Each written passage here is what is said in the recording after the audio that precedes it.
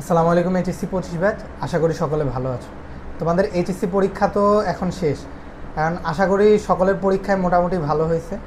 এখন তোমাদের মধ্যে ফ্রিকোয়েন্টলি আস্কড কোয়েশ্চেন্স যেগুলো আমার কাছে সবচেয়ে বেশি আসছে আর কি, ওগুলোর মধ্যে হচ্ছে যে তোমরা কনফিউশনে আসো এখন যে যেই লাইনে যেতে চাচ্ছ। হয়তো কেউ মেডিকেল লাইনে যেতে চাচ্ছ, কেউ ইঞ্জিনিয়ারিংয়ে যেতে চাচ্ছ, কেউ অথবা ভার্সিটি এ ইউনিট বি ইউনিটে যেতে চাচ্ছ।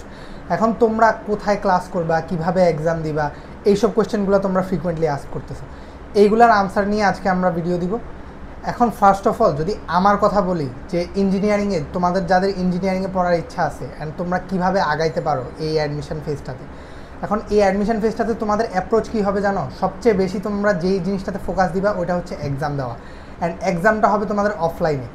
আমি তোমাদের সবাইকে বলবো যে তোমরা উদ্ভাসের অফলাইনে এক্সাম যেগুলো হয় ওগুলো মাস্ট দিবা, কারণ উদ্ভাসের কোয়েশ্চেন স্ট্যান্ডার্ডটা যেরকম হয় ওইটা একদম মানে অ্যাকচুয়াল বুয়েট চুয়েট কুয়েট মানে মেইন ইঞ্জিনিয়ারিং এক্সাম যেগুলো হয় ওইগুলার স্ট্যান্ডার্ডের মতো হয়।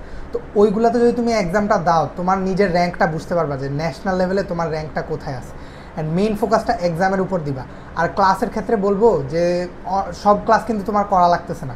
ধরো তোমার ফিজিক্সের যতগুলো চ্যাপ্টার আছে ওখানের মধ্যে ধরো একটা চ্যাপ্টারে তোমার একটু ঘাটতি আছে, তুমি ওইটার ক্লাস করতে পারো। আর আরেকটা চ্যাপ্টার ধরো আছে, সাপোজ লেটস সে ভেক্টর চ্যাপ্টারটা, ওই চ্যাপ্টারটা ধরো তুমি অনেক ভালো পারো, ওইটার তো তোমার ক্লাস এ টু জেড সব করা লাগে না। আর ইঞ্জিনিয়ারিং অ্যাডমিশনের ক্লাসগুলো কিন্তু একটু লেন্দি হয়।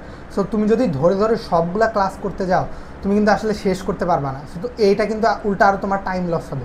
তো আমি বলবো যেই চ্যাপ্টারগুলোতে তোমার একটু ঘাটতি আছে তুমি জাস্ট ওই চ্যাপ্টারগুলোরই ক্লাস করবা, অ্যান্ড যেই চ্যাপ্টারগুলোতে তোমার একদমই ঘাটতি নাই এবং তুমি মোটামুটি ভালোই কনফিডেন্ট যে ওইগুলো তুমি পারবা, ওইগুলার ক্লাস একদমই করার দরকার নেই। ওগুলো জাস্ট তোমার এই একাডেমিক টাইমে যেই নোট করছো অথবা একটু অ্যাডমিশনের জন্য আগবারে যে প্রিপারেশনটা নিয়েছিলা ওই জিনিসটাই রিভাইজ দিবা, অ্যান্ড ওই অনুযায়ী তুমি অফলাইনে এক্সাম দেবে। অফলাইন এক্সামটা আমি বারবার বলতেছি মাস্ট।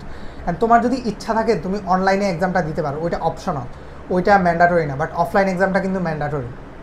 আর মেডিকেল যদি মেডিকেল অ্যাডমিশন যেগুলো আছে সেগুলোর ক্ষেত্রে বললে অনেকে চিন্তা করে ভাইয়া আমি কি দুইটা অ্যাডমিশন কোচিং যেগুলো থাকে ওখানে কি অফলাইন কোর্স দুইটাতেই ভর্তি হবে ফুল কোর্স?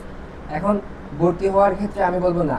কেন বলি? কারণ দুইটা ডিফারেন্ট কোচিংয়ে দুইটা ডিফারেন্ট রুটিন নিয়ে আগায়। অর্থাৎ একটাতে দেখবা, ইন এক্সাম্পল যদি বলি, কালকে ক্লাস টেস্ট থাকবে বোটানিতে আর আরেকটা কোচিংয়ে থাকবে তোমার ফিজিক্স। এখন তুমি কোনটা ভালো মতো পড়বা? একটা দেখবা ভালো মতো পড়ে দিতে পারতেছো, আরেকটা তোমার না পড়ে দেওয়া লাগতেছে। যেটা না পড়ে দিতে সেটা দিয়ে তুমি আসলে নিজেকে তো জাজ করতে পারবা না। তো এই ক্ষেত্রে এমন করতে পারো, একটা কোচিংয়ের ফুল কোর্সে ভর্তি হতে পারো ক্লাস সহ, আর আরেকটা কোচিংয়ে তুমি যদি সম্ভব হয় বা প্রেশার হ্যান্ডেল করতে পারো তাহলে আরেকটা অফলাইন কোচিংয়ে তুমি শুধু এক্সাম বেসে ভর্তি হতে পারো। আবার এর পাশাপাশি অনেকে চিন্তা করো অফলাইন কোচিংয়ের পাশাপাশি অনলাইন প্ল্যাটফর্মে ভর্তি হবে বা এক্সাম বেসে ভর্তি হবে এরকম। হ্যাঁ, হইতে পারো, বাট এগুলো এমন না যে 3-4টাতে ভর্তি হইতে হবে। যেগুলো একদম খুব ভালো প্ল্যাটফর্ম তোমার কাছে মনে হয় বা আগে এক্সাম দিয়েছো মনে হয়েছে যেগুলো ভালো, সেখানে একটা বা দুইটা তুমি প্ল্যাটফর্মে এক্সাম বেসে ভর্তি হতে পারো। আর অফলাইন যে কোচিংগুলো আছে সেখানে তুমি শুধু একটাতে ফুল কোর্সে ভর্তি হবা। আর ক্লাসের ক্ষেত্রে যেটা বলি, ধরো তুমি কোর্স চ্যাপ্টারটা অনেক ভালো পারো বা আগে থেকে একাডেমিকে তোমার অনেক ভালো দখল আছে, অর্থাৎ যে এক্সাম যে কোশ্চেনে দেওয়া হোক না কেন তুমি ভালোই একটা মার্কস পাচ্ছ, ডিসেন্ট একটা মার্কস পাচ্ছ এই চ্যাপ্টারের উপর, তুমি কেন শুধু শুধু এই ক্লাসটা কেন করবা কোচিংয়ে গিয়ে? তোমার পুরো 3 থেকে 4 ঘন্টা সময় নষ্ট। ক্লাস সবগুলো ক্লাসই করা উচিত না। এক্সাম অবশ্যই সবগুলো দিবা, তবে ক্লাস হবে সিলেক্টেড, অর্থাৎ তোমার যেটাতে গ্যাপ আছে কিংবা যেটা মেডিকেল স্ট্র্যাটেজিতে তোমার ক্লাস করতেই হবে সেগুলো তুমি যেগুলো মিস দেওয়া উচিত না সেগুলো করবা। আর যদি মনে হয় না আমি প্রেশার নিতে পারবো না, তাহলে শুধু একটা ফুল অফলাইন কোচিংয়ে ভর্তি হবা, আর এক্সাম বেসেও ভর্তি হওয়ার দরকার নাই।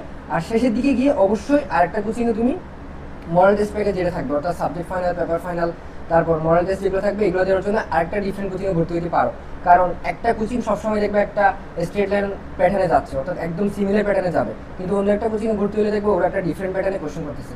সো ডিফারেন্ট প্যাটার্ন যখন অ্যাপ্রোচ করতেছো তখন তুমি দেখবে মেডিকেল অ্যাডমিশনে গিয়ে এই প্যাটার্ন যদি চেঞ্জ হয় বাই চান্স, তখন তুমি এটা অ্যাপ্রোচ করতে তোমার তেমন কোনো ডিফিকাল্টি ফেস করতে হবে না। সো এই ক্ষেত্রে একদম সামারাইজ করে বললে একটা মেইন কোচিংয়ে ভর্তি হবা ক্লাস সহ, ক্লাসগুলো করবো সিলেক্টিভ ওয়েতে, সবগুলো একদম করার দরকার নাই। আর যদি প্রেশার হ্যান্ডেল করতে পারো একদম ফার্স্ট থেকেই সেকেন্ডলি একটা অফলাইন কোচিংয়ে এক্সাম বেসে ভর্তি হতে পারো। আর যদি প্রেশার লাগে সেকেন্ড যে অফলাইন এক্সাম ব্যাচ আছে ওটাতে ভর্তি হওয়ার দরকার নেই, শুধু শেষে গিয়ে মডেল টেস্ট প্যাকেজে ভর্তি হলেই হবে। আর পরবর্তীতে ইনশাল্লাহ তোমাদের অ্যাডমিশন টাইমে যদি ভিডিও বানানোর দরকার হয় বা ইম্পর্টেন্ট কোনো টপিক নিয়ে ভিডিও বানানোর দরকার হয় ইনশাল্লাহ এগুলো নিয়ে আপলোড করা হবে। সবাইকে আসসালামু আলাইকুম।